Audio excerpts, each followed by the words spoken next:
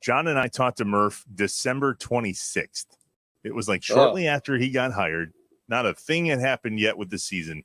And he had already predicted, I just posted a video about it the other day. He already predicted that this team was going to be made up of people we'd never heard of and that we were going to constantly need to stir the soup. You just said the word soup. I'm wondering if you can make that the postseason moniker for the Brewers. Stir the soup. Hashtag stir the soup. Yeah. Sort of, but when you stir the soup in the playoffs, my experience, I've done playoff baseball now for, this will be my 17th year.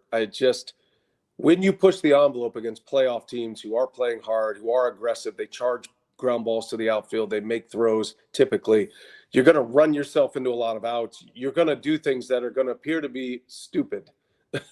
And you're going to sit at home and say, why are they doing this? And I would say, okay, look at the contact play, for example. Everybody, it drives people crazy, the contact play, runner at third, less than 2 outs, ground ball to an infielder. Oh my gosh, there's fireworks going on. What is that? That's something on your iPad. You had a thumbs up there too for a second. It's amazing. There we go. That's perfect. How great is the playoffs? That's celebrating amazing. the playoffs. You could never be Italian and do this podcast because it's a lot of hands. Okay. So anyway, like when you get into I'll keep my hands down. Don't tell me no lies. Keep your hands to yourself.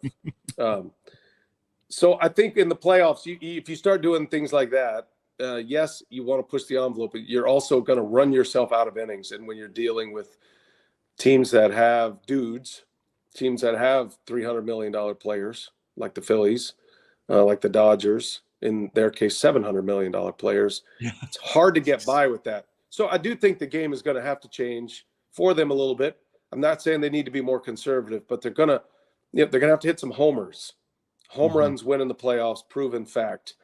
You cannot afford to test third time through against a reliever that may be wobbling, and that is like your ace. You want to ride or die with your ace, right? That can't happen in the playoffs. If he's wobbly in the first 3-4 innings, he really can't go third time through. You just can't do it because the games are blown up in the middle of those middle inning scenarios. And so it will be a change. I do think the game totally changes in the playoffs. What the Brewers do really well, and where I think they will thrive in the playoffs, is this notion of the humble approach, as Alex Cora used to call it. And the humble approach has been something they've done all year. It's totally normal for them.